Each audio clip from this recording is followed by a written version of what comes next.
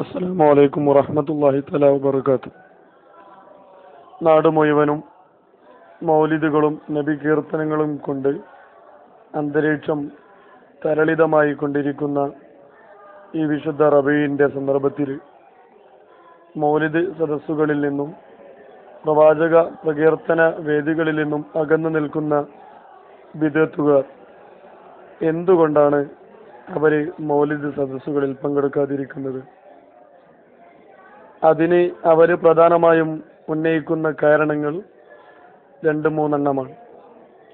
ഒന്ന്, മൗലിദുകളിൽ തവസ്സുൽ ഉൾക്കൊള്ളുന്നു. രണ്ടാമതായി അതിൽ ഇസ്തിഗാസ ഉൾക്കൊള്ളുന്നു.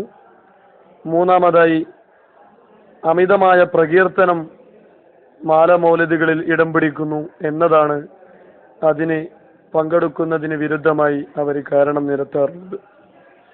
കേരളത്തിൽ അറിയപ്പെട്ട ഒരു മൗലവിയുമായിട്ട് സംസാരിച്ചപ്പോൾ അദ്ദേഹത്തോട് ചോദിച്ചത്, നിങ്ങൾക്ക് മൗലിദ് സദസ്സിൽ പങ്കെടുക്കാനുള്ള തടസ്സം എന്ത് എന്നായിരുന്നു. അദ്ദേഹം പറഞ്ഞു, അതിൽ തവസ്സുലുണ്ട്, അതുകൊണ്ടാണ് പങ്കെടുക്കാത്തത് എന്ന്. ഞാൻ പറഞ്ഞു, ഞങ്ങൾ തവസ്സുൽ മാറ്റിത്തരാം, എങ്കിൽ നിങ്ങൾ പങ്കെടുക്കുമോ? അയാൾ പറഞ്ഞു, ഇല്ല, അതിൽ ഇസ്തിഗാസയുണ്ട് എന്ന്. വീണ്ടും പറഞ്ഞു, ഇസ്തിഗാസയും ഞങ്ങൾ മാറ്റിത്തന്നാൽ നിങ്ങൾ മൗലിദിൽ പങ്കെടുക്കുമോ?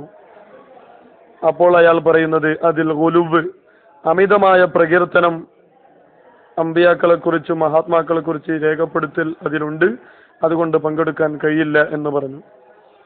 ആ ഗുലുവിന്റെ ഭാഗങ്ങളും അമിതമായ പ്രകീർത്തനമുണ്ടെന്ന് നിങ്ങൾ പറയുന്ന ഭാഗങ്ങളും മാറ്റി തന്നാൽ നിങ്ങൾക്ക് പങ്കെടുക്കാൻ കഴിയുമോ എന്ന് ചോദിച്ചപ്പോൾ ചിരിച്ചുകൊണ്ട് അയാളുടെ മറുപടി, ആലോചിക്കാം എന്നായിരുന്നു.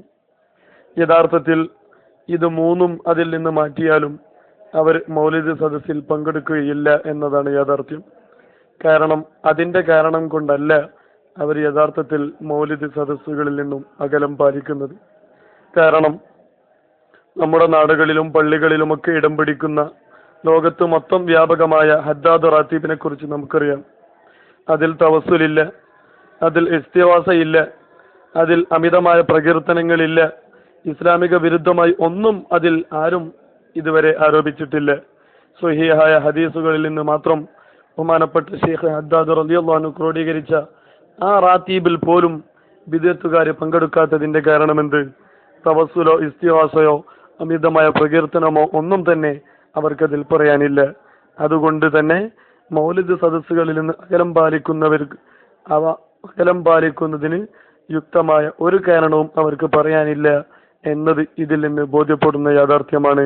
അല്ലെങ്കിൽ അവർ പറഞ്ഞതായിരുന്നു മൗലിദിൽ നിന്ന് അകലം പാലിച്ചതിന് അവർക്ക് കാരണമായി അവർക്ക് പറയാനുള്ളത് എങ്കിൽ തീർച്ചയായിട്ടും അവർ ഹദ്ദാദ് റാത്തീബിൽ പങ്കെടുത്ത് അവരുടെ വാദം അവർ ശരിയാണെന്ന് തെളിയിക്കേണ്ടിയിരുന്നു.